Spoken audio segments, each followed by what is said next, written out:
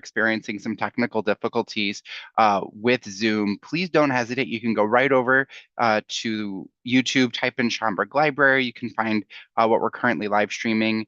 Sorry, I'm multitasking now to make sure everything goes well since we had a small technical difficulty at the start. But you'll be able to see everything clearly there if you're experiencing some Zoom issues. Sorry, my own voice came back at me there.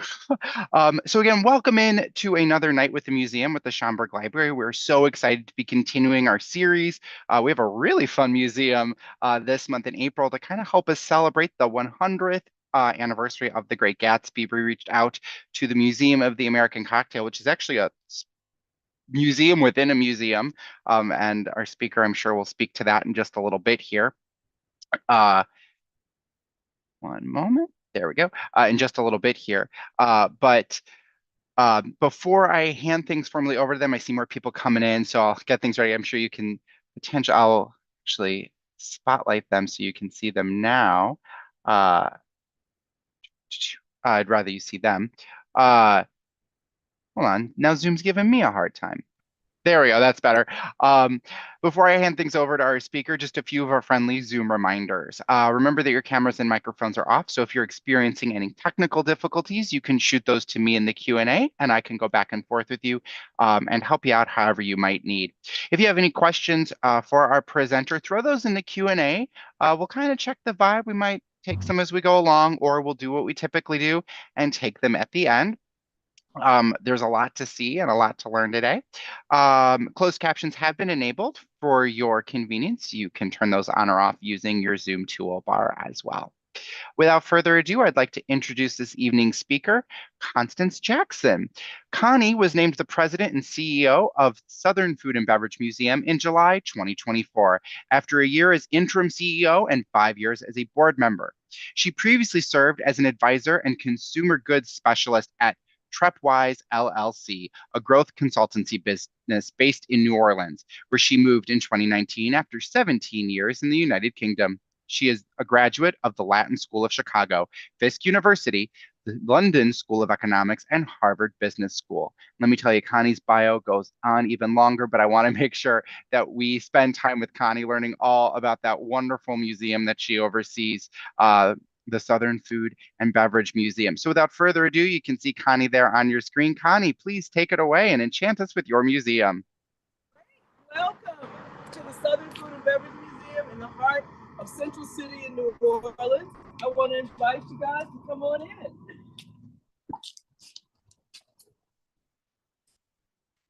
We love this place. We love to say that this is our biggest artifact, is this building.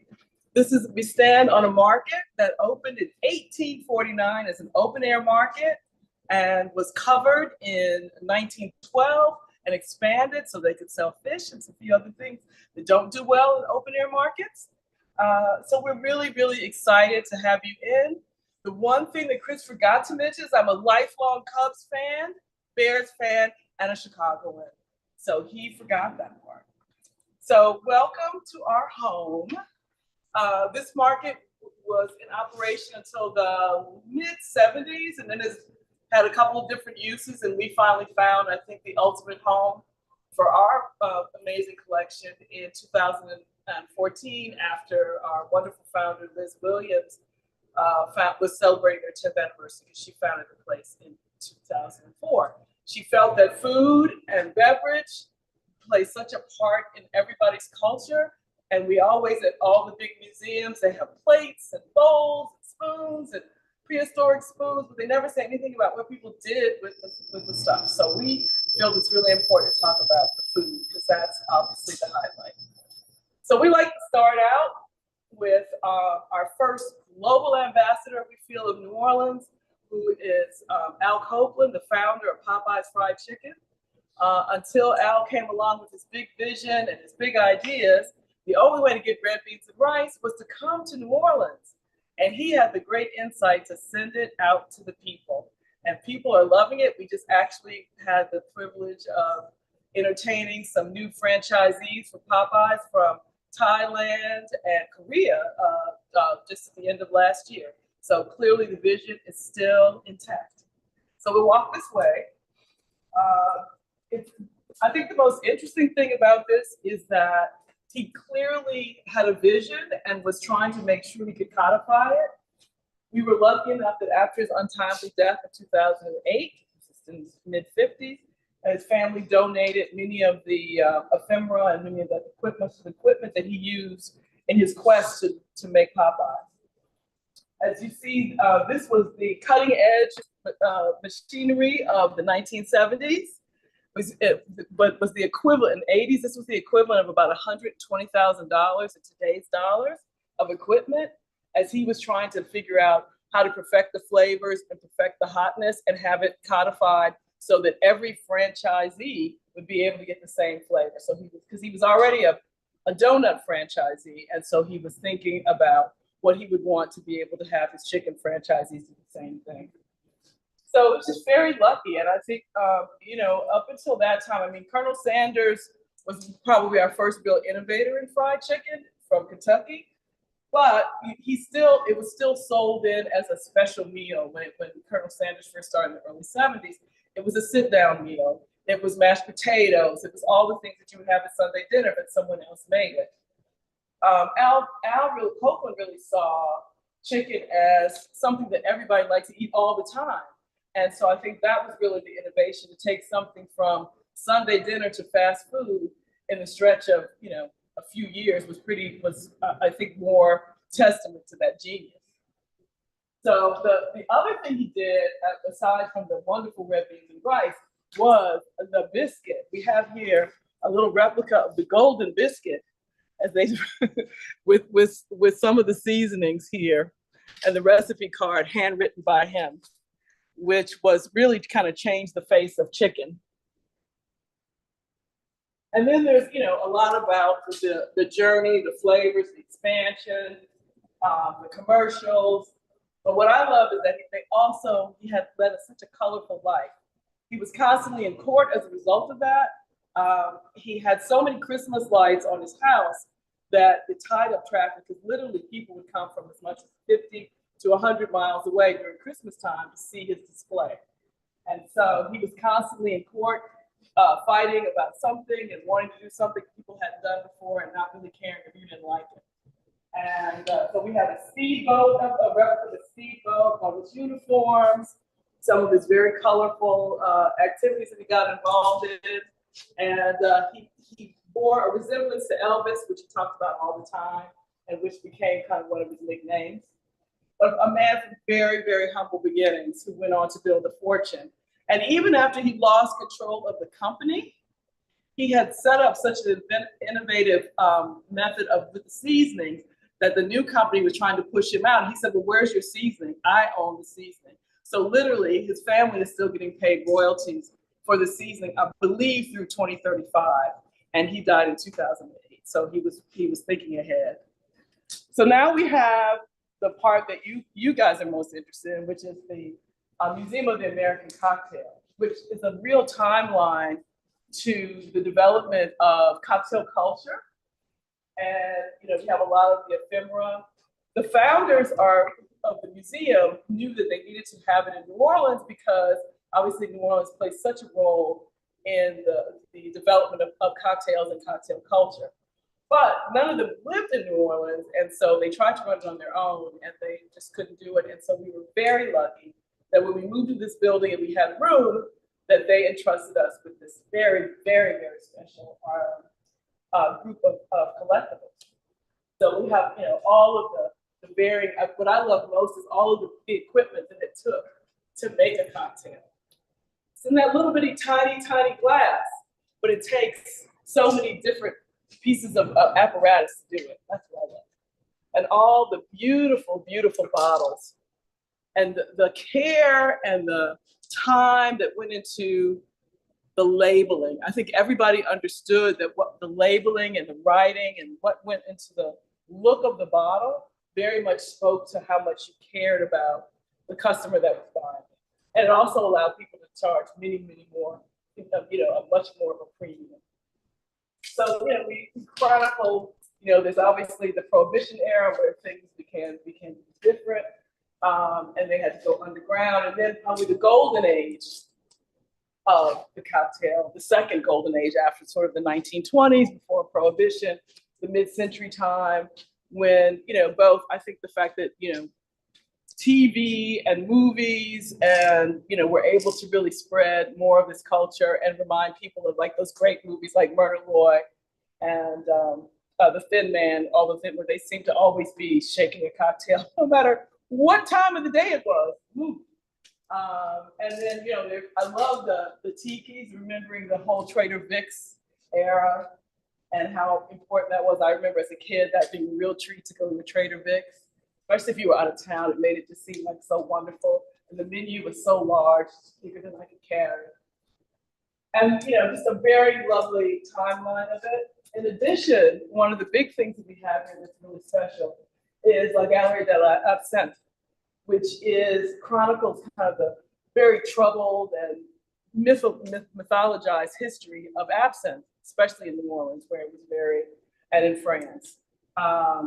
We know that for years it was considered to be very addictive and sometimes deadly. Some of it had more to do with how it was conveyed and how it was stored than what was actually in the absinthe. And so finally, it was outlawed, and then it was, when it became, we know if we outlaw something, then it becomes a premium and it goes in the black market. And then, of course, we have no control over what goes in it. So I think after a while, they began to realize the need to bring it back, and it's having a wonderful renaissance now. I found it as a wonderful, amazing demonstration of how people went through all the equipment. These are many of them, as you see.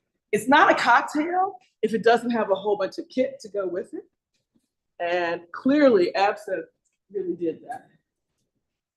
So you can come in here, you can see, here is the lovely dispenser. This is the dripping fountain. So the absinthe would be poured from the back by the bartender into the fountain. There would be a glass right here with a sugar cube, because the absinthe is very bitter. It's very, if you like licorice, you most likely will like absinthe. I do not like licorice. And it would drip over the sugar cube very slowly or quickly, depending upon how insistent the customer was.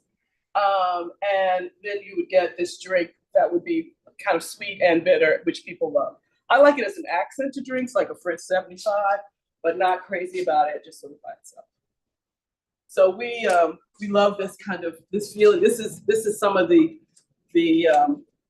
different absinthe spoons and sifters and stirrers, and it's kind of amazing. And then what I love is this, the official absinthe person's uniform, and you're bestowed. I mean, it's almost like a mayor or a governor with your varying utensils and things and around your neck. It's very, very amazing. So we're very happy that it's legal now. The ban came off in the US in 2007 and in France in 2011, and it's enjoying a wonderful renaissance and much more understanding of history. You see the dates. So we go from, the 16th, 17th, 18th century through to the 21st century, with it making a full round of from, horrible, the worst thing that ever happened to people, killing mothers, killing society, to now happily very much celebrated as a special part of drink history and drink culture. So now we step into the beginning of what we call our galleries of the South. We start with kind of the Gulf Coast, Alabama. And we very much, these open air markets were, I don't know if you can see the terrazzo floor, which showed the outline of people's particular space.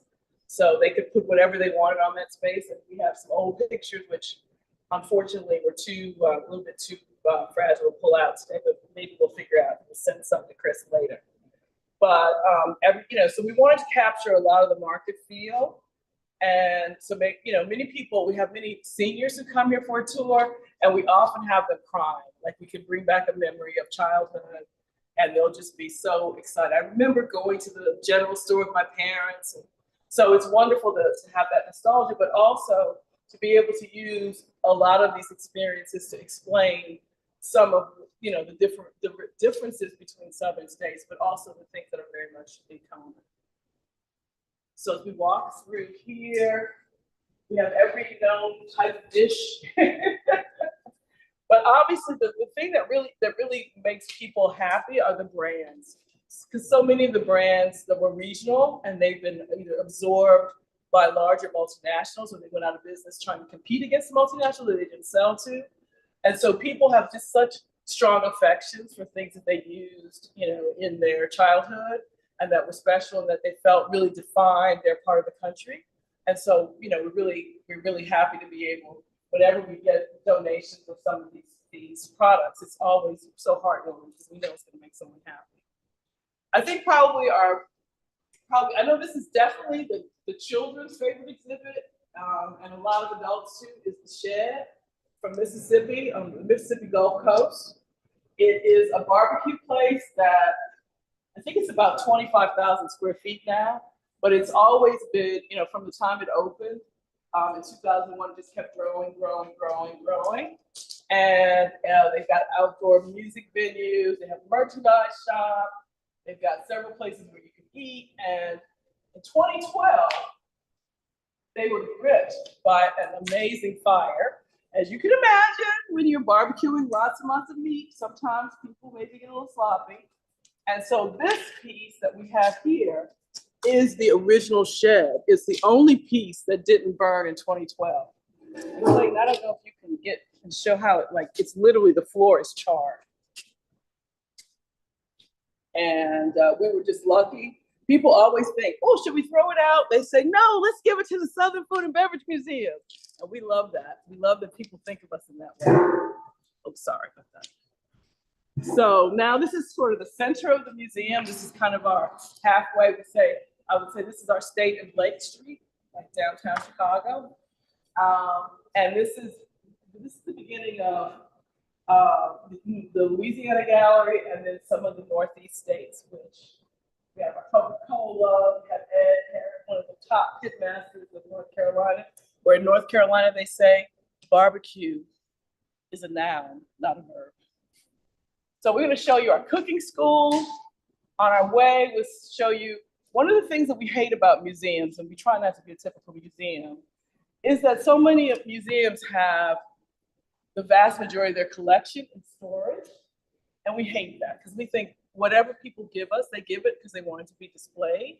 And so we had the luxury of getting the wonderful chef Gunter Proust, who he and his wife ran Broussard's restaurant, which is a very old line, very, very fancy fine dining restaurant.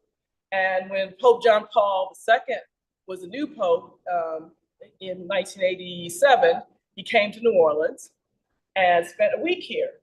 It's a very Catholic place, the whole state. I mean, as you know, we call our places parishes, not counties. And Chef Gunter Proust was chosen to cook for the Pope the entire time he was here. And luckily he's retired now, but he gave us many of his artifacts of some of his time. And hope the other side. Yes. And so we're very proud. So we made these small moving mini exhibits so that we can, keep these things out where people can see them, even if we don't have them, and so they become a part of the permanent collection. And we love these, and we're going to do more of these. And we know that when many of you think of a chef, you think of a guy with a white hat on his head and a white jacket on.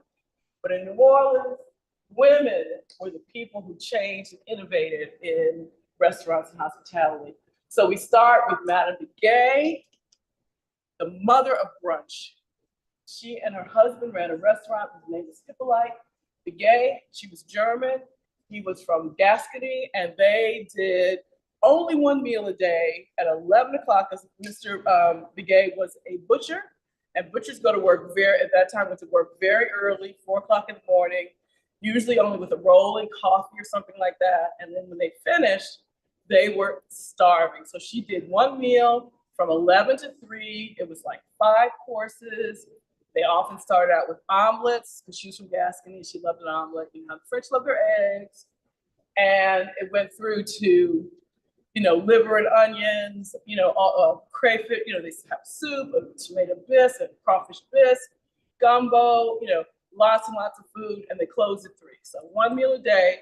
And that meal became so popular that it became brunch. And it was known initially as second breakfast because they started out with breakfast food. Then we have the amazing Leah Chase, who really brought Creole food to life and was one of our great patrons.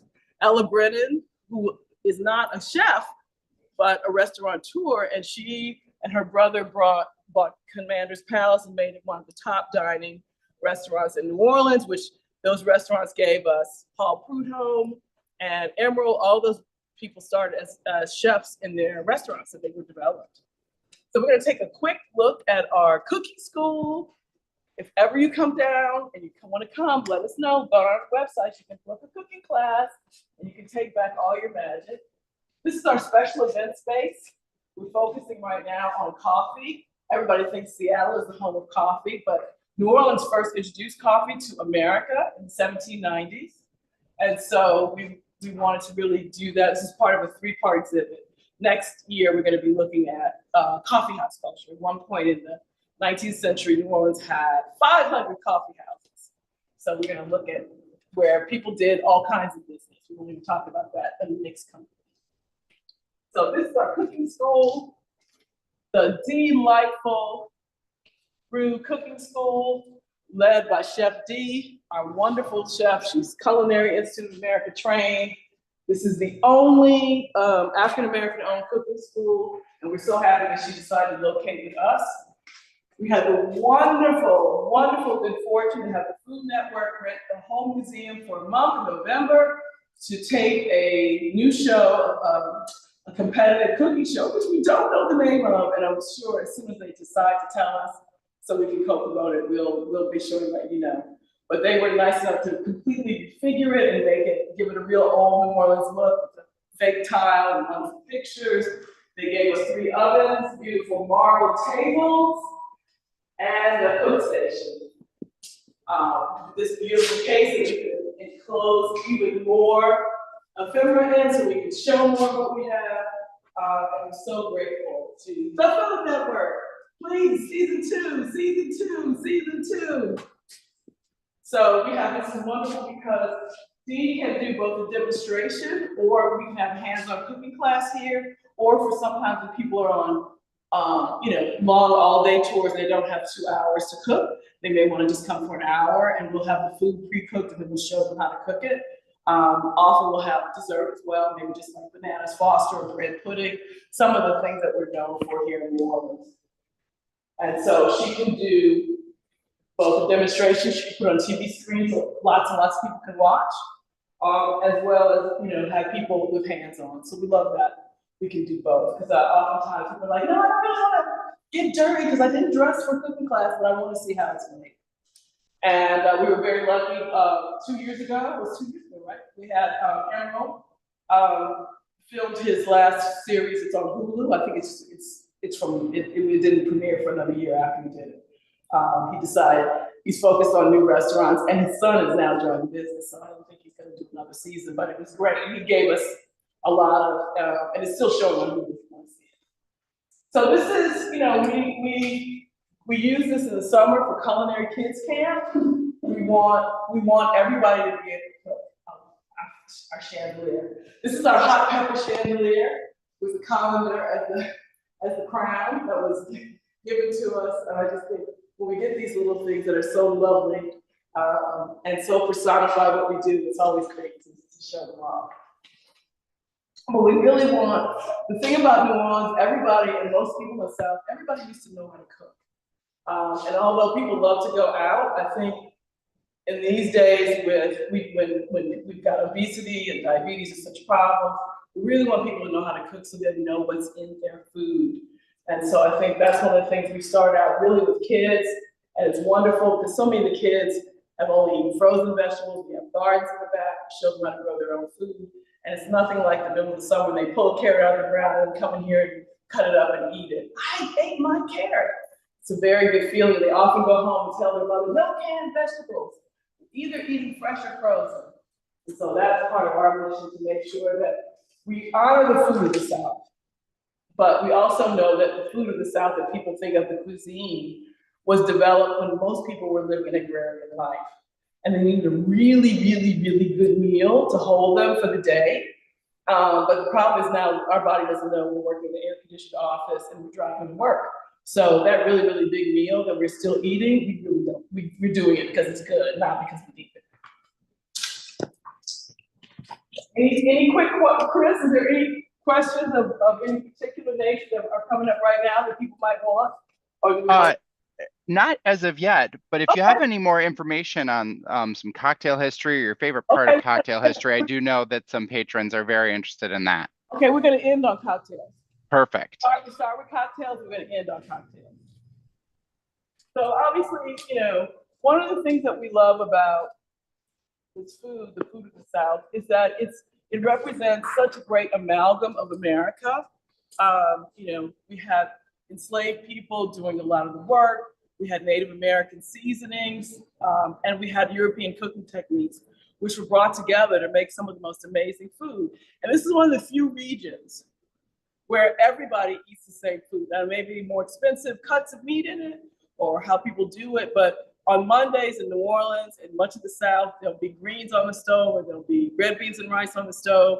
And, you know, we feel like that's something that's very special that we're trying to make sure that people continue to keep going. So, you know, red beans and rice are kind of like the national dish here. And we're lucky enough on our board, we have the 4th generation CEO of the Camellia brand red bean, which is really the gold, probably the platinum standard, right? And for their 100th birthday, they were nice enough to put this display together for us to talk about, you know, the love of red beans in the city and throughout. And it's just a wonderful display. Their grandfather started out as a bean salesman. And he was the one that had the great thought, the great-great-grandfather, to let's put the beans in a cellophane bag so people can see them, instead of you just going into some barrel and coming out with beans and spiders and whatever else that might be in the barrel. And we also got a lovely video on. So their quality was so good that their grandfather became known as his trademark became the Camellia Standard, because he was so picky about the beans. So we enter now to our Louisiana gallery, where we also have tried to capture some of the important signage, because signage, when you think about if you're on the highway and you're hungry and you see 2 golden arches, what that feeling is like if you're starving and there's nothing else in the middle of nowhere, you don't know where you are. And so we think it's really important to capture these special icons of the South. And we're also very lucky that we had the gallery's named for Leah Chase. We have one of our chef coats. So now really, this is, I think, the best and most loved exhibit that we have here, which is our amazing bar. It's from a restaurant Brunix that opened in 59, excuse me. It was in the middle of Lake Pontchartrain on stilts. And it was, you know, fine dining, seafood caught that day, and it was just wonderful. We know that it was a favorite of Mark Twain whenever he was here, particularly when he was working on the steamboats. And it is one of the few Brunswick bars. Now, many of you know Brunswick as bowling alleys and pool tables, but they started out basically like the IKEA of bars. They sent you the bar in many pieces, I think 9 or 10. Here's one of the scenes right here, you can see. But what they found was, after you put the bar together, you were no longer a customer because you didn't need another bar anytime soon. So that's when they started selling pool tables in an effort to keep the customer relationship growing. So we were so lucky because at some point the city of New Orleans made it, I think in the 1990s, illegal to be on stilts out in the water given our hurricane history. So they left, and they took over another restaurant that was actually on the shore side of Lake Pontchartrain. only to have Hurricane George in 1999 flood that place. And also the fact that the ceiling in that particular restaurant was 12 feet. And as you see, this bar is much higher than that, 14 feet. So it wouldn't fit. So they had it in storage for years and years. And then after Katrina sort of damaged up the storage, the family was kind enough to give it to us.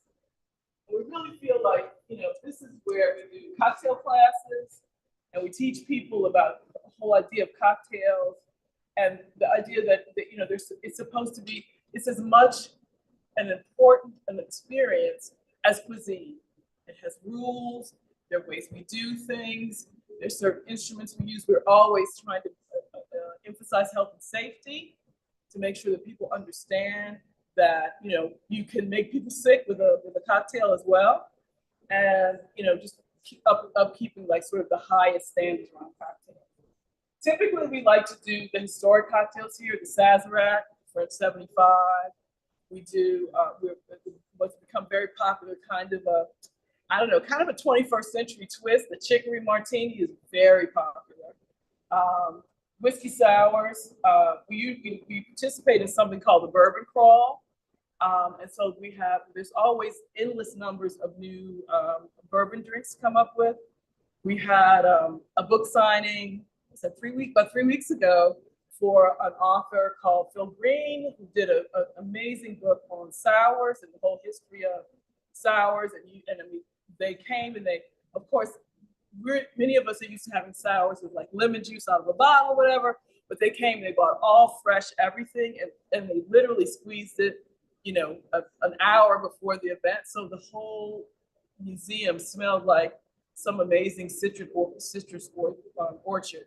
So it was really wonderful to have, we had daiquiris and we had sidecars, and to have those drinks as they would have been made when they first came along was really interesting. And we learned, and it was funny because we had a reception for a lot of the bartenders that are in the area, because Dale DeGroff was he's kind of like the king of cocktail culture. He started the cocktail program at the Rainbow Room in Rockville Center.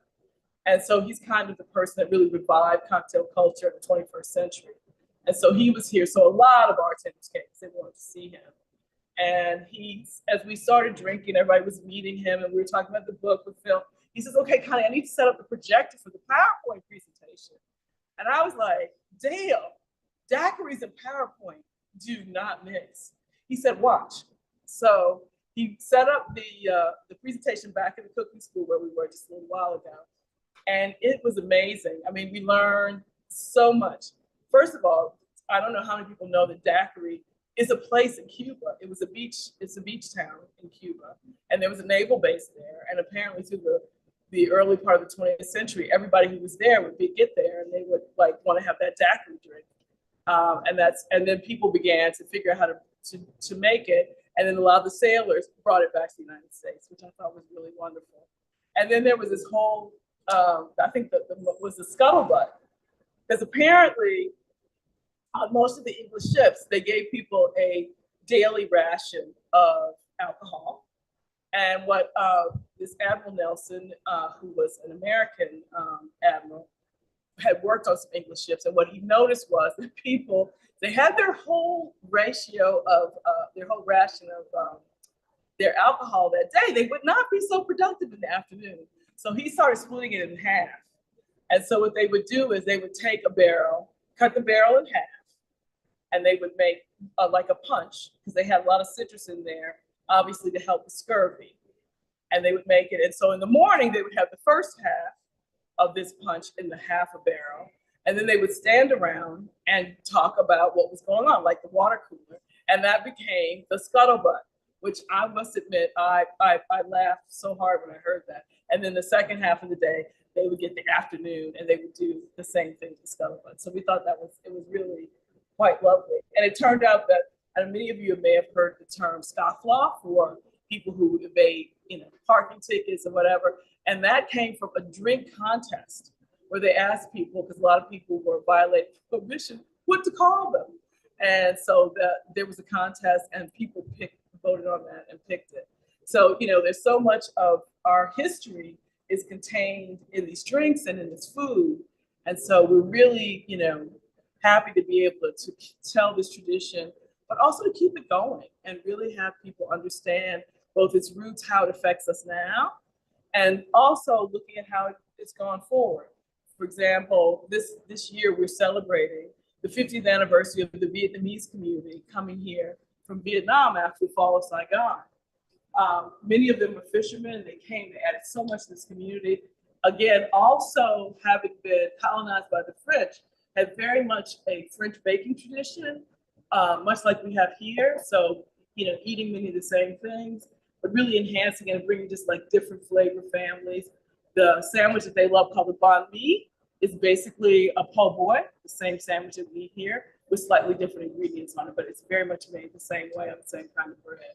So we really love that we both chronicle the past, but that we continue to chronicle what's happening and look at the trends of the future and look at how the Southern food, the Southern drink is impacted by more and more people coming to the South, different communities, both immigrant and from, lately a real influx of people both returning to the South, as my parents did. They were both from New Orleans. We grew up in Chicago, but they returned.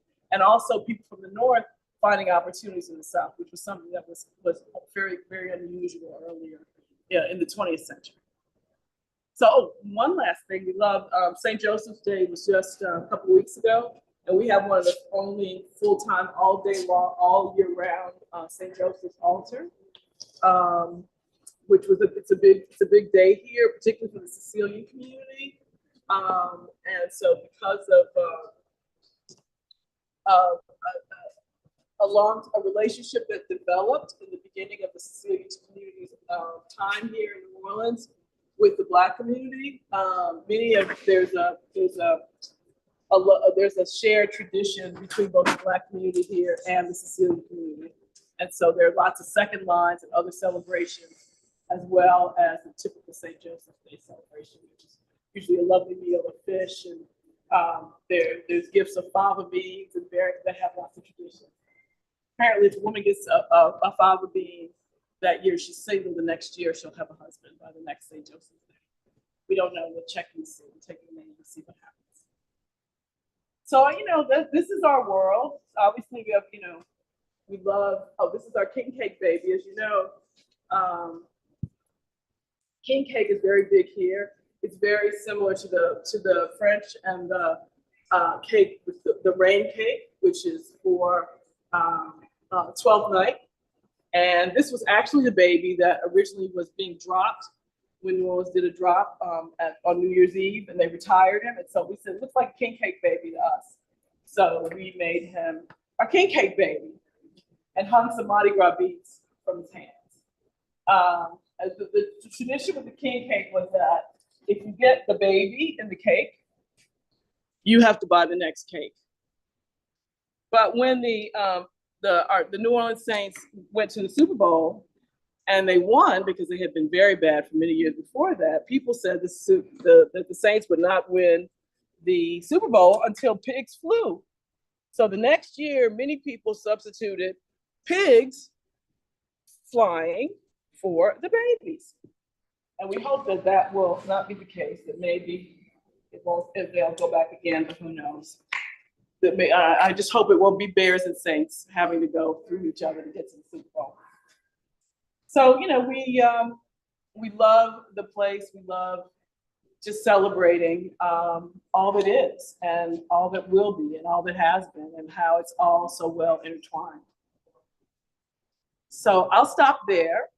I could talk more about more if you want, but I think I'll stop there and just see kind of take the temperature of where people are, because I'm getting sick of hearing my own voice.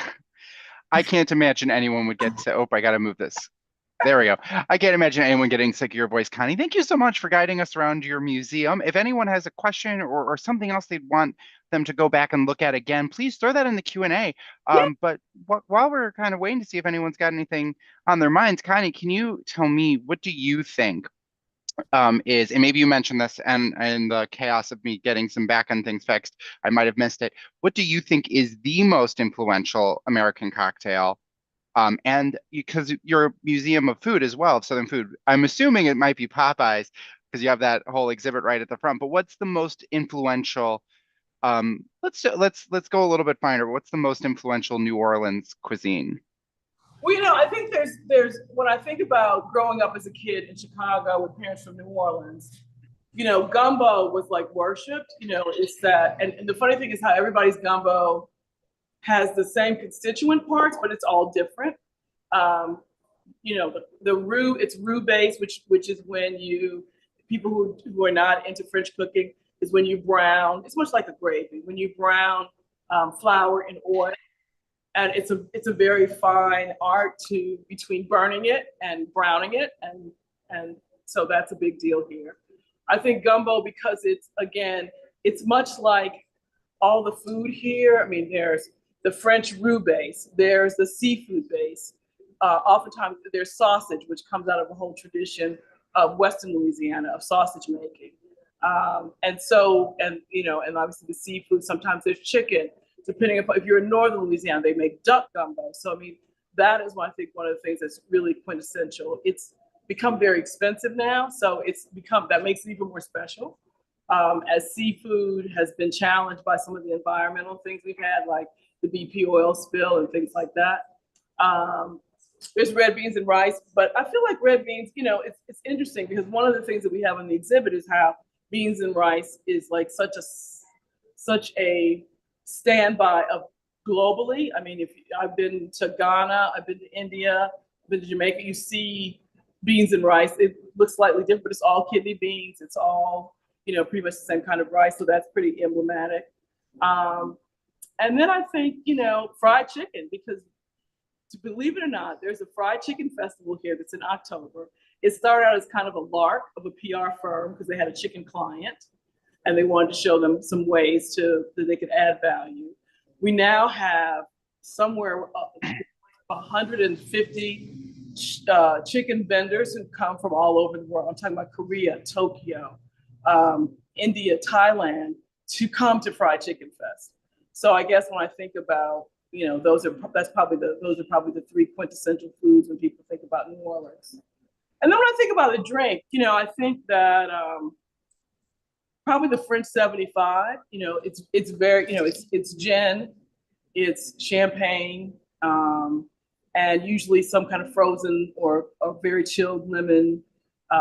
Again, a sour is very much. But the funny thing is, there's some drinks that have evolved from that with more strange ingredients in it. The hurricane and the grenade, which are French Quarter sort of made up drinks. They're very expensive that have become very emblematic of New Orleans because everyone knows if you come to New Orleans, you do not mix a hurricane and a grenade on the same day because you will not make your meeting the next day.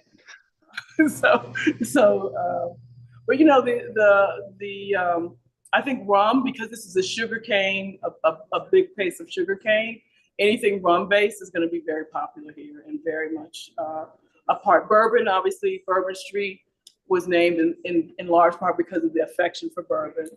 So I think anything made particularly with rum and with bourbon is going to always be a favorite here. Wonderful. We have a patron who would be interested in seeing those booze bottles up close. If we could get a close up on just some of the different labels and intricate designs. And as we make our way over there, staying on that cocktail theme, another patron was interested if you could talk a little bit about the popularity maybe of Bloody Marys in the South. Like what does a Bloody Mary look like down there? It's interesting because there's some people who like to do a Bloody Mary, and there's some people who say more hair of the dog that hurt you. So, it's interesting. You don't see as many Bloody Marys as we think of them in like the northern parts of the US. They tend to be even spicier because people have such a palate here for spice. Obviously, at the time that many of these dishes were developed, there was no refrigeration, and spice helps to preserve and keep the food from spoiling. So I think there's a lot of things added there's a company called Wiggles Pickles, formerly owned by another board member, and they have some of the spiciest pickles and other pickled, pickles and pickled okra and pickled other things that they use in Bloody Marys, to where you need both, Trilosec and Pepto-Bismol for your hangover. So I think all of them can wind up being just, more of the hair of the dog that bit you. While we're still looking at these cocktail bottles, another patron has a reference back to your exhibit on female chefs.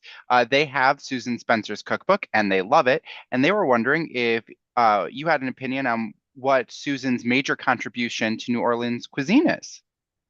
I think Susan Spicer, I love her because she came from somewhere else, but she really respected the culture, and she cooked in a lot of kitchens and learned about it. And then she sort of unshackled some of the things from, like it always has to be on rice, or it always has to be done this way. With her first restaurant by Bayona, which was really very cutting edge in how she sort of deconstructed a lot of things that people thought were, orthodox, which is always what happens when a group develops something, then after that they want to stand guard over it.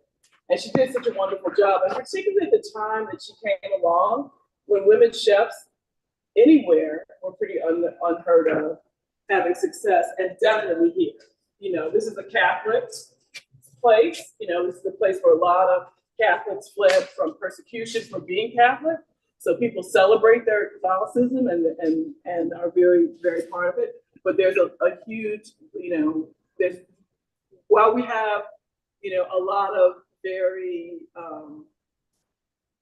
outrageous behavior, there's still, some sort of the idea that I can let my hair down, but then I have to go the next day to confession and, be blessed and start all over again.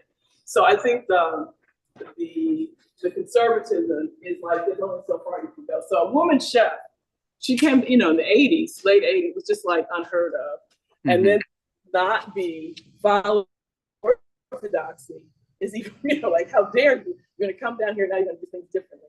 But she's done a wonderful, and she's got 3 restaurants now that I love to go to. And now, what she did, obviously brought lots more women chefs that we're seeing.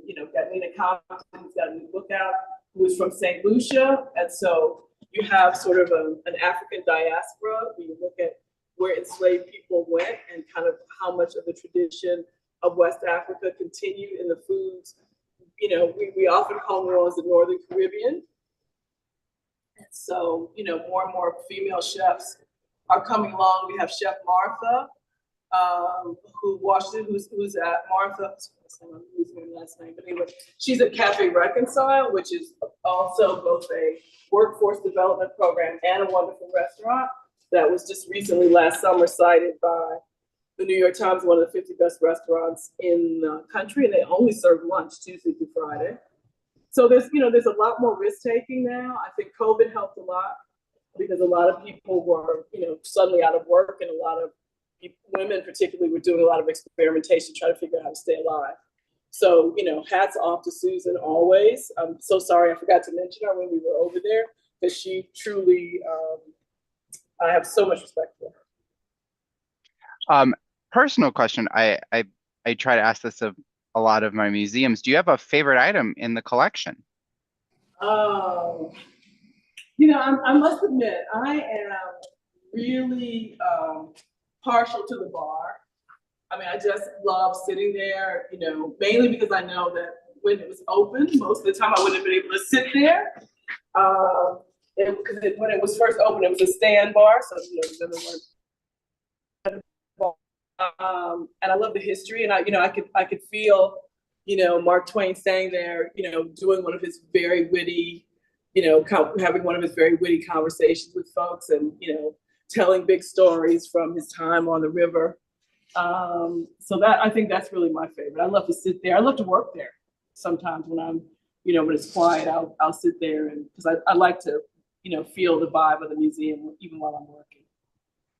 Is there a story or an artifact piece that you don't have in the museum that you would love to see become part of the museum someday? Um, let's see now. That is a good question. Um, actually, one of the things that I wanted, we just got, because Barks Root Beer is such a just such a regional. It was originally only in Mississippi and Louisiana when I was growing up, and then Coca-Cola bought it in the I think the early 2000s and began to give it larger distribution. It's still mainly regional. Every now and then you'll see it in a place outside of the South.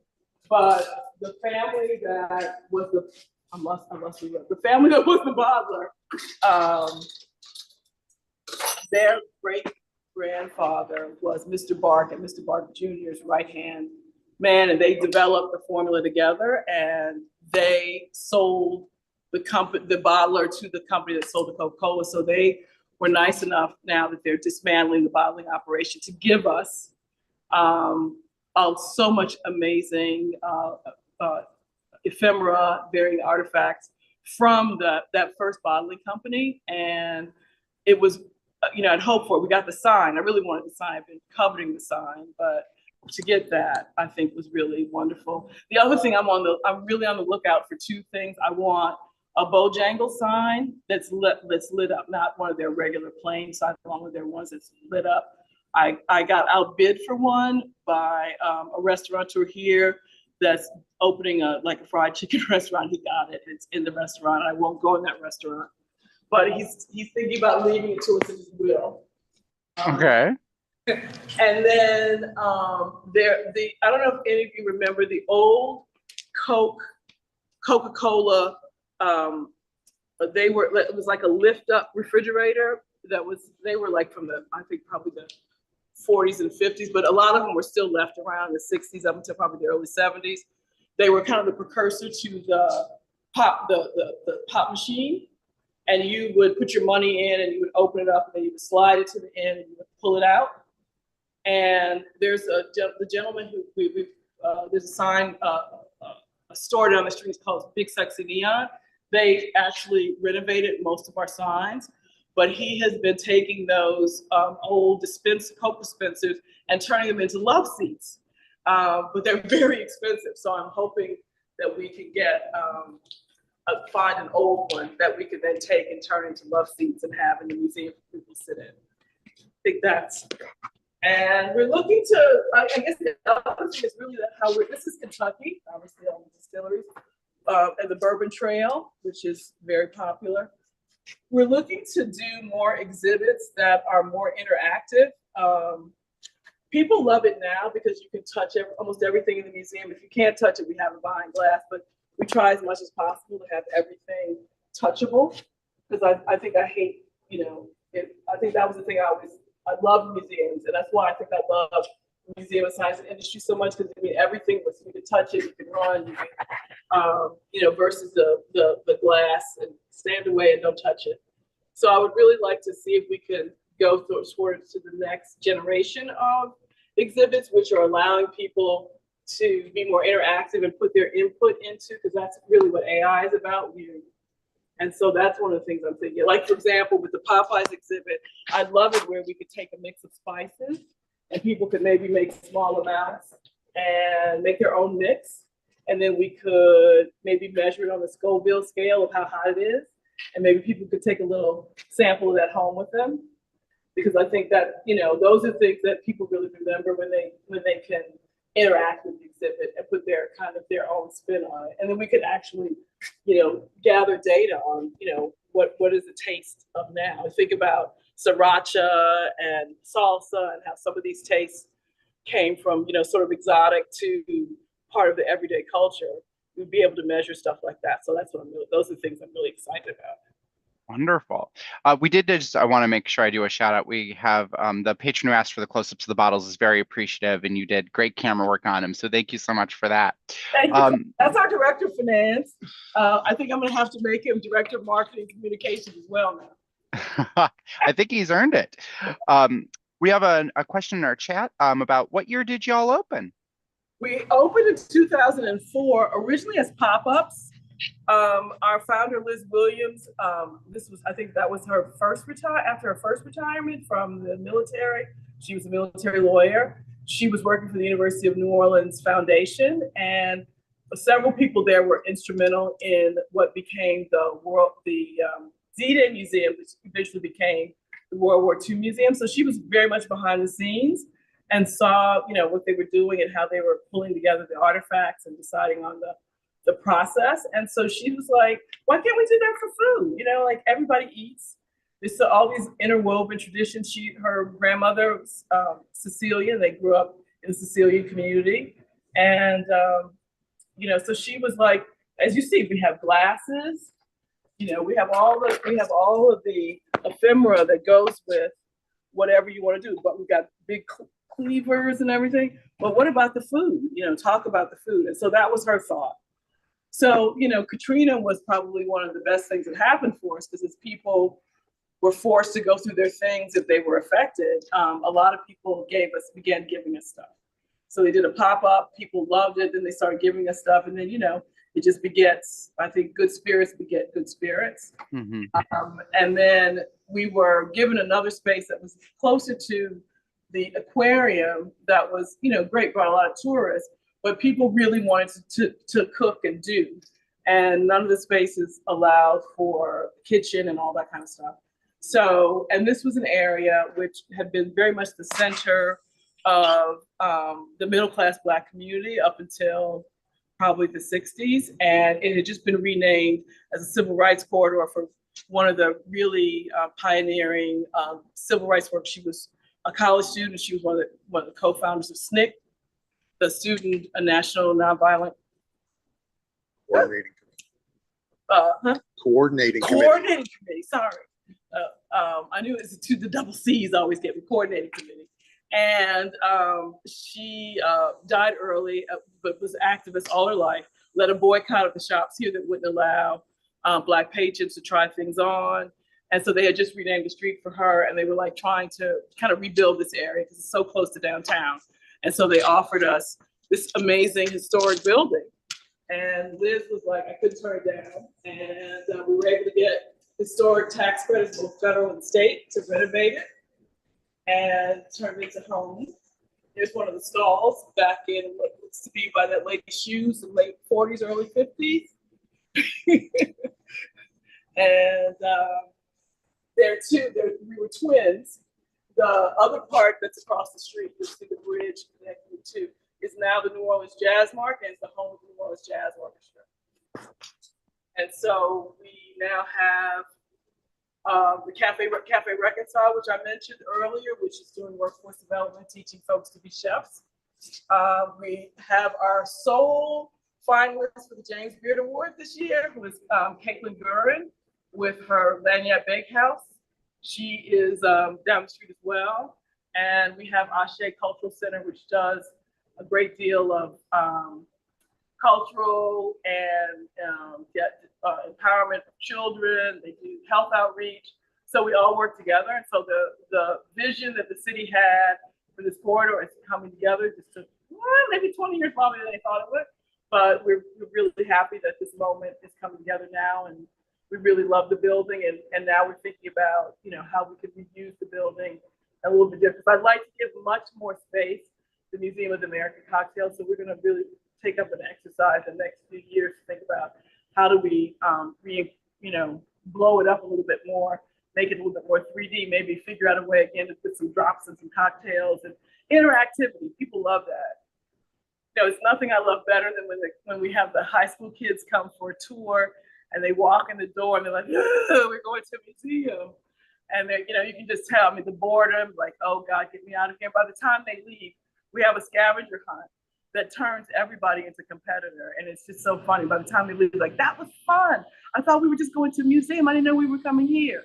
And so, which to me is the highest praise. So we're just really excited by all that we're doing. And, the seniors have asked for some space for bingo. They want the farmer's market and bingo, and they want the prizes to be fresh vegetables and produce. So we're working on that now.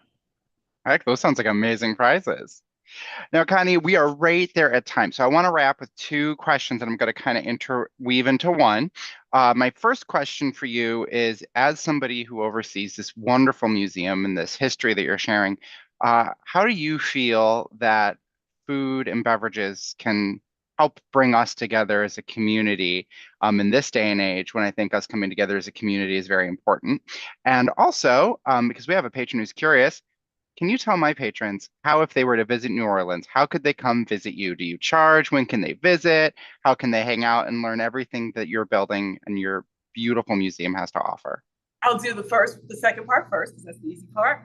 We're open from Thursdays to Monday, from 11 to 5. On Thursdays, we'll be starting in May. We'll be open till 7 for happy hour because we're restarting the bar program. We have our website is southernfood.org, and you can book tickets. You can book admission. It's $12. Regular admission, $9 for seniors, for students, for veterans, for the disabled. I mean, we try to give as many discounts as we can. Matter of fact, we offer people laugh and kids under 9. So we love it, and pre-book, and and we love it when people, because we have a lot of people come from a lot of international visitors, and they will call and they'll ask like how to make it a day, and we can make some suggestions about places to eat and things to do when you come, so that you can really. It's wonderful to get out of the French Quarter and out of the Central Business District and really see how other New Orleanians live. So I'm happy to do that. I would say on the food of coming together, it's something that's really, really important. I remember the year after I graduated from college, I went to London to study on a fellowship, and I was at the London School of Economics. And Anwar Sadat was killed like the first month I was there. And, we were all like in the United States, were, revering Anwar Sadat for making peace. And when I got to school that day, after I heard the news, the Middle Eastern students were dancing in the streets, celebrating the death of the traitor. And I was like, wow, like, okay, that is a very different view of things that I had not ever had before. But as I got to know people and got to understand, I was able to, if you could believe it or not, on my little burner, to make some red beans and rice. And I had Israelis and Palestinians and Saudis and Jordanians all in my house eating my food. And I think, Linda Thomas Greenfield, who just was the UN ambassador in the last administration, talked about her gumbo pot always goes with her, and that invariably, whenever she talked about gumbo diplomacy, always bringing people together over that pot of food to find out where the similarities are, where the touch points are, that you can find some common ground. And I think that is, to me, why I think the South will play a big role in whatever comes next, because I do know, like say, the distance between people is much shorter here. The shared history, the shared food, the shared traditions, I think will help. And so, as I talk about Chicago, I love Chicago. And I think the thing that I love about, like you can go to like 100 different neighborhoods. You can go to Ukrainian Village, you go to Serbian community, you can go to Greek Town, you go all these places, but there's no food, maybe deep dish pizza. When I see Clayton's already frowning when I say deep dish pizza, because he's from New Haven. But there's no real food that came together where all those communities came together and created a Chicago or an Illinois cuisine. And I think that is something really special. And I'm hoping we can figure out how to do that with our lives, and so we can keep this wonderful, great country being the leader that it has been in the world. And having lived many places and traveled around the world and seeing the respect that we have, it's really going to be important. I'm not gonna lie, Connie. I think my new motto to a difficult situation is I'm gonna bring my gumbo pot. Any meeting I don't want to go to, I'm gonna bring my gumbo pot. That's gonna be my new phrase now. And the funny thing is, the gumbo that I made when I was there in the early '80s, I had to go to Harrods Food Hall to buy some of it. So it was literally, I blew like a week's allowance on it. It was literally like the most expensive red beans. And when I did gumbo, the same thing, because the stuff all was imported, cost a fortune. So I know tariffs. I know tariffs. But it was well worth it to get to know people when I first got there. And the many people that when I went back to London, I saw, they would say, "Why can you make that stuff you used to make?" And there I was, leaving here at Christmas time, smuggling gumbo crabs and crab meat and hot sausage into the UK, and smiling sweetly at all of the border people, like, please don't look at my bag. And so I think, yeah, the gumbo pot has a lot of value and a lot of wisdom.